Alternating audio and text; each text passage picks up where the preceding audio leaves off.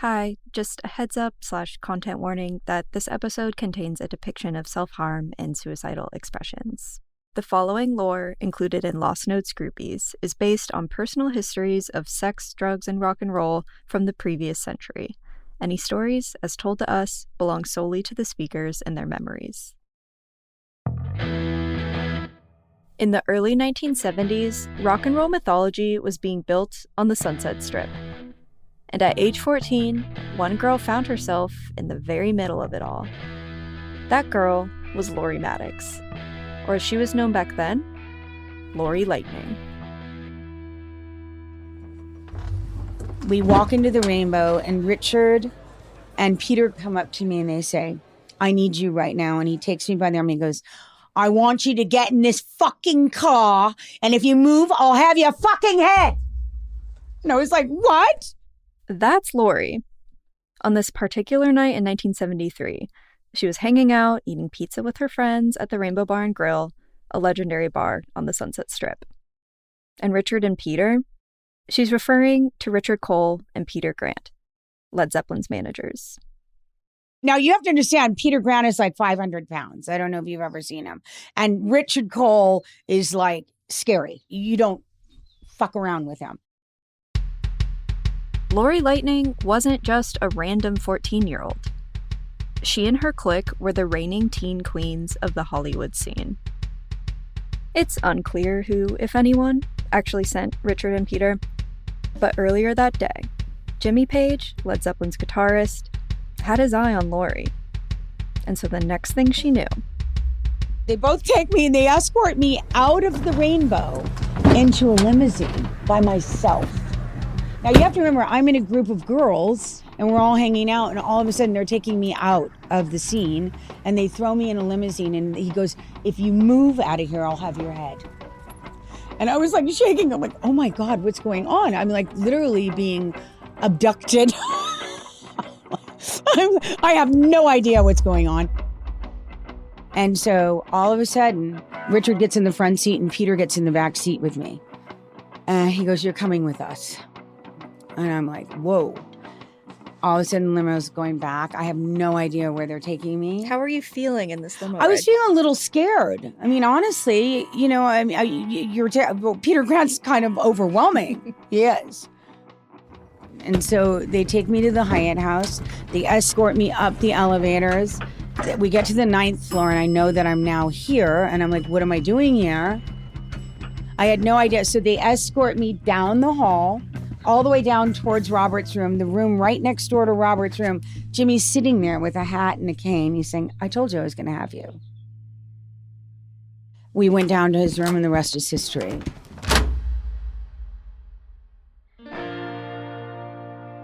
When you look back at famous photos of the biggest bands of the 60s and 70s, photos where they're just hanging out backstage being famous, there are always girls there. Not off to the side, but in the center of it all. These girls, the ones like Lori Lightning, they were in the picture, right alongside the rock stars themselves. They were groupies. So how did they get there? Center of the frame, right next to the biggest bands in the world. It made me feel free. It was all so exciting to me, but I mean, what did I know? I didn't know much better. You know, I knew that my mother was at work, and I knew that these girls were sneaking me out, and I was in Hollywood and we were having a blast. I felt very special because I was getting treatment that other people weren't. Mm-hmm. We were kind of the now girls, and we were treated like royalty.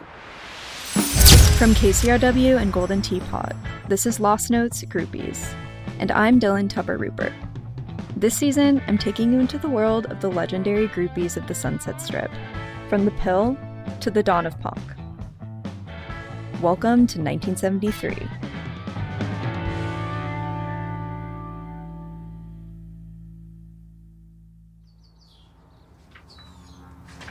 So you didn't know you were going to come somewhere like heavenly, did you? Listen to the birds. I know.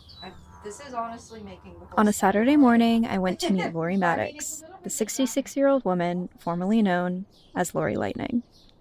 I went to her house just a couple hours outside of LA. She's retired and living in Southern California. It was a classically sunny afternoon, and she invited me into her backyard to share a delightful cheese board and some teenage memories. Rodney and I, that's me on the floor with the New York Dolls. Modeling, that's for a magazine. So I modeled all the time. That's Starr. She started by showing me some pictures of her time on the scene. These weren't new to me. They're iconic. I've been looking at these pictures for literally years. When I was like 18, I downloaded them off Tumblr when I was platinum blonde and sneaking into shows. I've even taken some of these exact photos to the hair salon. That's Jill Corrigan, Michael, Iggy, and Coral. That's Jimmy and I. And that's Peter Grant. That's Rodney. I mean, you can see. Lori's legend precedes her, and she knows it. Her relationship with Jimmy Page has been abundantly chronicled. And because of its whole, it was a different time kind of mystique, she's become a mythological creature in rock history. One who's been gossiped about, speculated on, certainly projected on in the years since. But being around Lori, even half a century later, I felt like I was with the girl who in the mid-70s was the princess of the Strip. She's a real firecracker, an explosion of energy, and the craziest stories about being a teenager that I have ever heard with my ears. I was captivated. You know, I was going to Walter Reed Junior High School. I grew up in the Valley. My mother was an agent. She worked at Universal Studios for 15 years. She worked on shows like Hogan's Heroes, blah, blah, blah. So I grew up differently than most kids would grow up because I was exposed to the entertainment industry.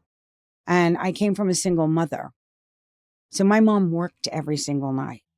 Lori grew up in the Valley, just north of Hollywood, with her older sister and single mom. Her mom worked off and on in the industry, and she was surrounded by people who were actually living the Hollywood dream, or at least working for the people who were. The star-making machinery was all around her. So it was boredom and not having any sort of supervision that got me into Hollywood. My sister was out being crazy and like partying and stuff, and I was just left home alone. So when I was brought into Hollywood, I finally felt like I was somebody or something. Do you know what I mean? Because I was getting recognition. Lori's Sunset Strip celebrity starts with an old, young friend named Lynn. And Lynn introduced Lori to a 15-year-old named Sable. I grew up with Lynn. We grew up together. And she was in the same junior high as me, and she was hanging out with Sable. And Sable to her was like the almighty. She adored her. And I was just in awe of her. I was terrified of her. She was larger than life to me. You know, she was just so much fun. But then we became like best friends and started hanging out. Sable came from a rich family in the cliffy seaside enclave of Rancho Palos Verdes, but she ditched all that and was already hanging out on the Sunset Strip for about a year. It was much more her. She wore platforms and lingerie as clothing and teased her platinum blonde hair into curls and renamed herself Sable Starr. Sable was an infamous groupie. I mean, she just lived for rock stars. Sable had groupie bona fides. She was outrageous and went after whoever and whatever she wanted, and usually got it. She was 15 and knew everyone and everything that was cool on the Strip. And everyone who was cool on the Strip knew Sable. To the music scene, she was a wild and crazy party girl. And to Lori and Lynn, she was everything. Sable was way into the scene. She knew everybody, all the musicians on the Strip. And so I would just go along for the ride. I mean, I was just kind of tagging along. You know, she just had her own style. She was just an iconic rock girl. There was just nobody like her. I would say she was like a kind of Marilyn Monroe, blonde bombshell, but cooler. I don't know how to explain it. She was just Sable. Lynn had followed Sable onto the Strip and adopted her own groupie persona, Queenie Glam. So Sable Starr and Queenie Glam were unleashed into Hollywood, hanging out with David Bowie and Iggy Pop, cruising the Whiskey a Go-Go, partying at Rodney Bingenheimer's English Disco, But Lori? At this point, Lori was still in the Valley. She was taking after-school acting classes where she was doing Shakespeare and ultimately dreaming of a way to be a star. When I met Jimmy, I was in ANTA, American National Academy of Performing Arts. I wanted to be an actress, and I was singing and acting, and I had Francis Lederer was my teacher. He was a wonderful teacher, and I was doing Shakespeare and everything. So I kind of dropped all of that when I met Jimmy, which is really sad. One day, Lori got a call from Queenie. She and Sable were going to do a photo shoot for a new magazine called Starr. They really needed a third girl for the shoot, so could Lori please come and do it? To be clear, this wasn't the tabloid magazine, Starr. It was a short-lived teen/music magazine, like a Cosmo, but for young girls obsessed with rock and roll. Being in Starr, for a brief but potent moment in 1973, was a big deal for a teenage girl. Starr recruited real girls, including known groupies, off of the Sunset Strip to model in their pages. This is how Sable and Queenie and a handful of other girls on the scene became centerfolds, cover girls, interview subjects, advice columnists even, in Starr magazine. Starr was Lori's first modeling gig. It was glamorous. It was thrilling. It was like actual Hollywood. I was a pubescent teen.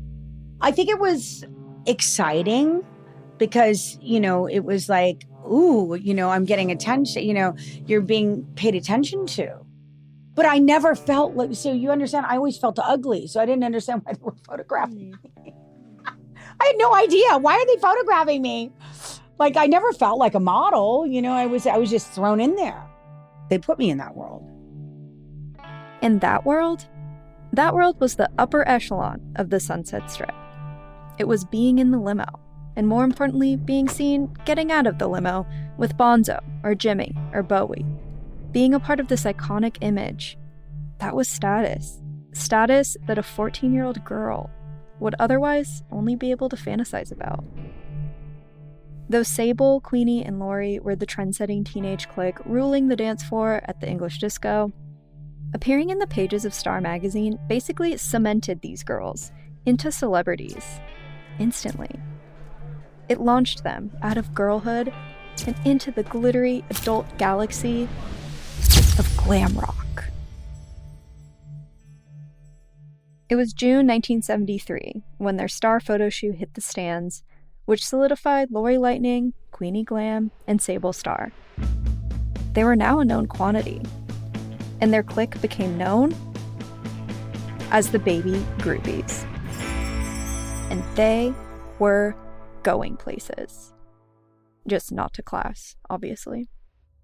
I would cut school and come and hang out with Sable. It was and we'd hang out with Iggy and on and on and on. Through her Hollywood escapades with Sable, Lori began meeting rock stars. Real rock stars. These characters were like celluloid figures. Mm-hmm. They look like cartoon characters. I don't know how to explain it to you. Yeah. I mean, when you saw David Bowie with that carrot red hair and that magnificent porcelain skin and those cheekbones and, and how strange and interesting he was, it was just fascinating. This is also during Rodney Bingenheimer's English disco. Rodney Bingenheimer is perhaps LA's most famous living radio DJ. He hosted Rodney on the Rock on K-Rock for decades. But in the early 1970s, he was doing promo for David Bowie and Rod Stewart, all while building his reputation as a top-level tastemaker and a transactor of social currency. Rodney is often called the mayor of the Sunset Strip, but he was kind of like a metaphorical door guy to it. Or maybe he was like the door itself. To be in with Rodney was to be in with it all. Not because he was particularly powerful in the industry, and certainly wasn't, sexually popular, but it was more like he was just everywhere, and he made sure everyone knew his name. So in 1972, he put it big, in lights, across the threshold of his new club, Rodney Bingenheimer's English Disco on the Sunset Strip. Supposedly, it was Bowie himself who suggested that he open a club so he could be the one to import all of the latest glam rock singles from the UK. For rock and roll teens who were primed and ready for their generation's own new British invasion, it instantly became their party palace. Rodney's wasn't a bar. It was an all-ages club, one where teenagers from various corners of Los Angeles could mingle and dance, often alongside their favorite musicians. And to some rock stars who were partying on the Strip, vice versa. This was the whole promise of the place. It was where the young folks of LA and the rock stars of the world could sloppily, sloshily, glitzily coexist. And this commingling of celebrity and youth, it was quickly becoming a hallmark of the times. Sable was, like she was hanging out with Iggy Pop. It's a long story. During that period, her sister and her both dated Iggy. And this was during the David Bowie years, the Main Man house. And so we were hanging out in this house. In the early 70s, the Main Man house was the party house / crash pad for this whole scene. Just a stone's throw from the Strip, it was the official HQ for Bowie's management. Infamously, it was also where Iggy Pop and some of the Stooges lived as the band devolved while they were strung out on heroin. It was a bit of a rock and roll shit show. It was also Sable Starr's home away from home, and so much that back at her family's house, she was barely noticed and came and went as she pleased. Here at the Main Man house, she got more attention, or at least she tried to. There's a story in the book Please Kill Me about how Sable reportedly slit her wrists and jumped into the pool naked in a fit of despair, testing to see whether or not anyone in this bunch of zonked out rocker dudes would care enough to jump in after her. No one immediately did, so she just kind of floated there for a while, bleeding in the pool water, until tour manager Lee Childers got her out. Nights like this were par for the course at the Main Man house, but for all the darkness lurking in the corners of the scene, it was hard to see much beyond the Strip's blinding glitz and glamour. Night after night, the Baby Groupies jumped from hotspot to hotspot, basking in their status as VIPs. The Main Man house, the Continental Hyatt House Hotel, the Rainbow Bar and Grill, and most of all, ground zero of glam rock bacchanalia, Rodney Bingenheimer's English disco. Yeah, but it was like high school there. I mean, come on. I mean, it was teenage. There was so much, politics going on around the room. It was political because there we are in the VIP booth, It's like, yeah, we get to sit here. We're special. And there's 20 other girls out there vying to get in there, clawing their way in, trying to anyways, and get out of here. You're not allowed to sit here, So I'm like, yeah, get rid of her, I mean, who am I to say that at that age? I mean, it's just ridiculous, It's like the whole thing. It was just like, oh yeah, okay, I'm here. I've arrived. I mean, I was just kind of going with the flow. And many nights, the flow of things took Lori and Sable, and every other aspiring groupie on the Strip, to the Hyatt House. Just under a mile down Sunset from the Rainbow and the Whiskey, this was where most any touring rock band slept, or hardly slept at all. Even more so than nearby Chateau Marmont, it was notorious. It was nicknamed the Riot House, and infamously, the Riot House was Led Zeppelin's Hollywood home base. There's a rooftop pool, which didn't require a key to get into. So as a young girl, skipping class, willing to lurk your way into some spectacular rock star encounter, you could simply just go and hang out there in your bikini and lay around until the British invade. Sable said, let's go see Led Zeppelin. They're at the Hyatt House. So we got over to the Hyatt House and we all went up to the pool. And there was kind of a wild party going on at the pool, and Zeppelin was all up there. And there was, a lot of girls, a lot of stuff going on, the whole entourage of Zeppelin, their bodyguards. And Sable's looking for Jimmy, and Jimmy hasn't surfaced yet. He's very whimsical and very mysterious, Jimmy. So he comes kind of shuffling into the pool area, and Sable's like, oh my God, there he is. And then she's like, goes up and introduces herself, and he just kind of beelines past her and comes up to me. So when he finally saw me there, he's like, I called you. I'm like, that was you? Yeah. I was in shock, and I was just thinking about Sable eyeballing me from behind because I know she was giving me dirty looks. The story goes, allegedly, that British glam rocker Michael Des Barres, Jimmy Page's friend and the frontman in Silverhead, returned from LA with a Polaroid. It's a picture of Lori and Sable posed on the balcony at the Riot House. And Jimmy has a way of liking a certain type of girl. Jimmy was instantly enchanted by the image of Lori, who kind of looked like, well, she looked like Jimmy Page, if Jimmy Page was a 14-year-old girl. And Michael told Jimmy, you have to meet these girls when you're in LA. Jimmy asked around the strip and eventually got Lori's number, or rather, the number to Lori's mother's house, from the main man publicist. So Jimmy called her from tour in Texas to make an announcement that he, Jimmy Page, was going to be with her. Lori thought it was a prank call and hung up on him. It was hard for Lori to believe that the 29-year-old world-famous Jimmy Page chose and pursued, out of any option available to him, a 14-year-old high school freshman. And I'm like, you don't understand. My best friend's over there, and if she sees me talking to you, she's going to be really upset because she really wants to be with you. He goes, no. I told you I'm going to be with you. In a way, this was all normal teenager shit. These were girls fighting over a boy. Except that the boy was not a boy. He was a man twice their age. And this man was not a mere mortal, but rather the guitar player in the biggest band in the known universe. To me, Jimmy was a god. Mm-hmm. You know, somebody I looked up to. The band, it was like incredible music. Zeppelin was amazing to me, but I never thought they'd want to know me. I mean, just little me. Why would Jimmy be interested in me? Who am I? And my girlfriend Sable wants him. So I'm totally confused. And I just decided to go with it because what else was I going to do?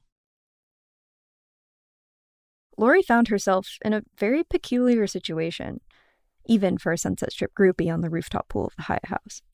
She was whisked into this rock and roll world, where she landed not just in the outskirts of it, but Lori Lightning, 14 years old, was being pulled into the center of the Zeppelin universe.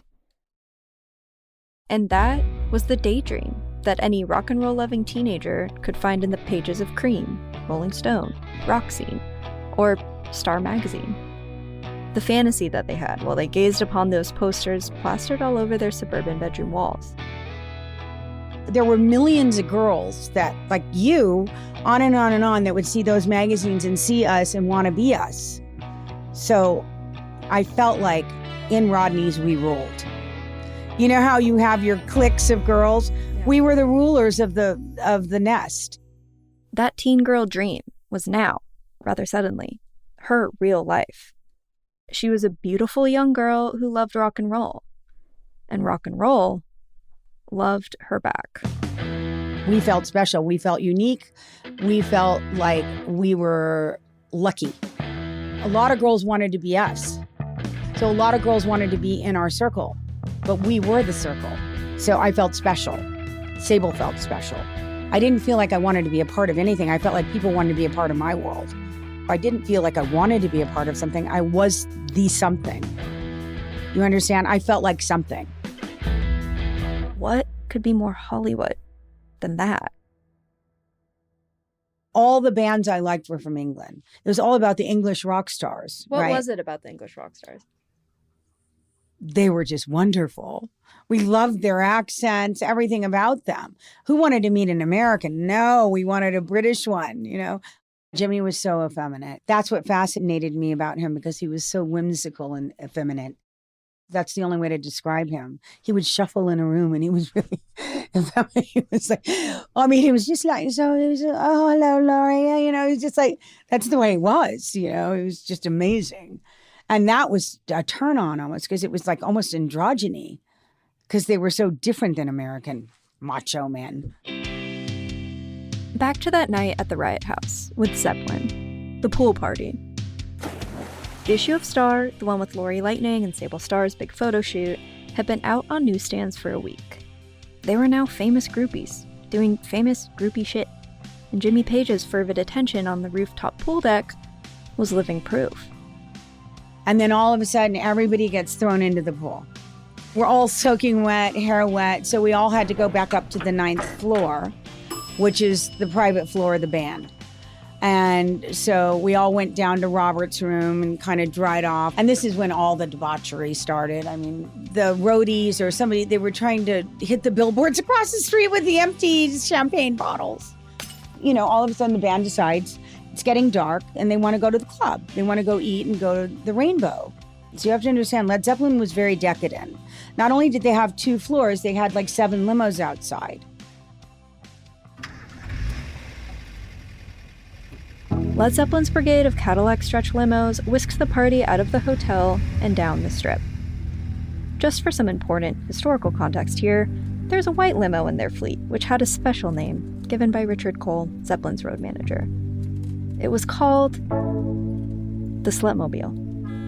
And so they all glide in the slutmobile down one glamorous mile of Sunset Boulevard to arrive at Rodney's English Disco.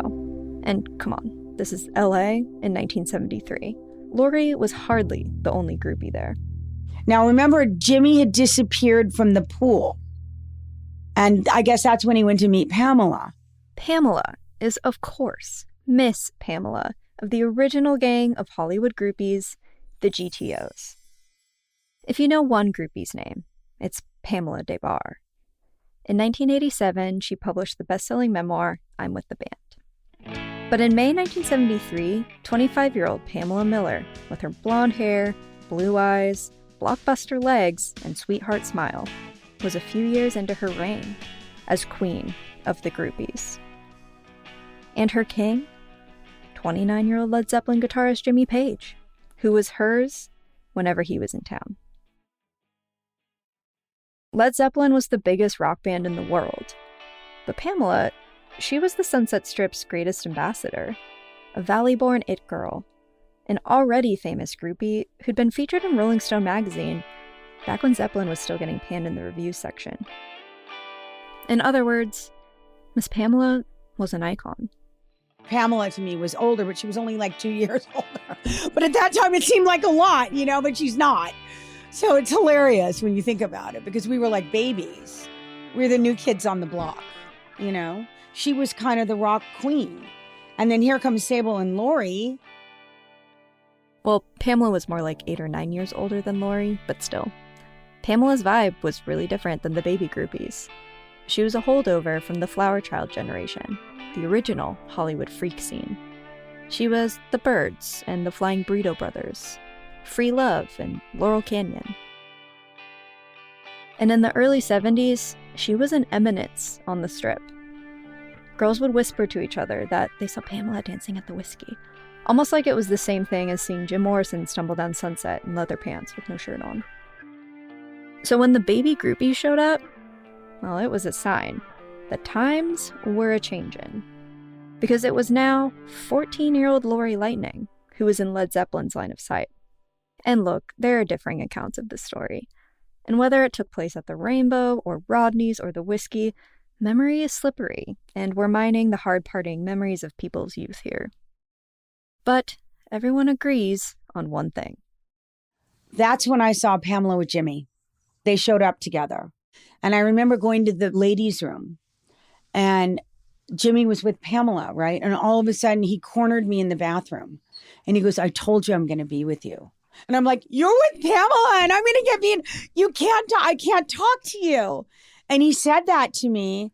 And then I like kind of shimmied away. I was like almost terrified because I wasn't ready for it. I was fascinated by him. And as much as I wanted to talk to him and be with him, I was threatened by Pamela and Sable now in my mind because I was a baby, you know? And so he leaves the bathroom, and all of a sudden him and Pamela disappear. And we're just hanging out with the band. Rodney's playing records, and then they decide they want to go to the Rainbow. In Pamela's memoir, she says that they actually went to the Whiskey. But regardless, Pamela and Jimmy were off canoodling in the corner, and Lori was partying with the rest of Zeppelin. Until Led Zeppelin's managers swiftly ushered Lori into the limo and back to the riot house. And Miss Pamela watched it all happen right in front of her eyes. She was left in their dust, abandoned on Sunset Boulevard, feeling suddenly like the past as she watched the future get kidnapped into the slutmobile. She's on a date with Jimmy Page, and next thing you know, he's disappearing on the date with her, and he's with me. So, yeah, I don't think she was too happy with me during that period. You know, that wasn't cool what he did. That was not right, but that's rock and roll, you know? Rock stars are rock stars. Pamela writes in her book, Let's Spend the Night Together, that I consider that night to be the lowest point in my métier as a groupie. Pamela was 25 and already having doubts about her time left on the scene. Fighting over a boy with a teenager had her feeling a little existential. Pamela was deeply ensconced in the rock scene, and she saw it was changing from the inside out. The love-ins and communal hippie good time vibe that drew her to all of this was fading out into something darker. It made Pamela start to wonder. I know there's more to life than even what I was doing, even though it was incredible where I was, and things were really changing in a way I didn't like. That drugs were getting harder, the groupies were getting meaner and younger, and it was just time to rethink everything. And I was always rethinking. So how did the original queen of the groupies, who lived every moment devoted to making her rock and roll dreams come true, grow this jaded by 25? I was hanging out with the Stones, you know, and the Kinks and the Who and all the local bands, the Byrds, you know, the Doors, Love. I was everywhere. The story of Miss Pamela. That's next time on Lost Notes. Mick came up to me on the dance floor. That's how I met Mick Jagger. And he kissed my hand and, you know, okay, this could go somewhere. From KCRW and Golden Teapot, this is Lost Notes Groupies, Women of the Sunset Strip from the Pill to Punk. This season was created, written, and executive produced by Jessica Hopper and me, your host, Dylan Tupper Rupert. Executive producers from KCRW are Gina Delvac and Arnie Seipel. The executive producer for Golden Teapot is Lauren Redding. Our senior producer is Michael Catano. Our supervising producer is Alexandra Nelson. Our research producer is Jessica Calvanico. Sound design and mix is by Michael Hardman. Score and original music is from Carmen L. Special thanks to Natalie Hill, Megan Ellingbo, and Jennifer Farrow. On episode 1, special thanks to Ryan Richardson for the Starr1973.com archive and Barney Hoskins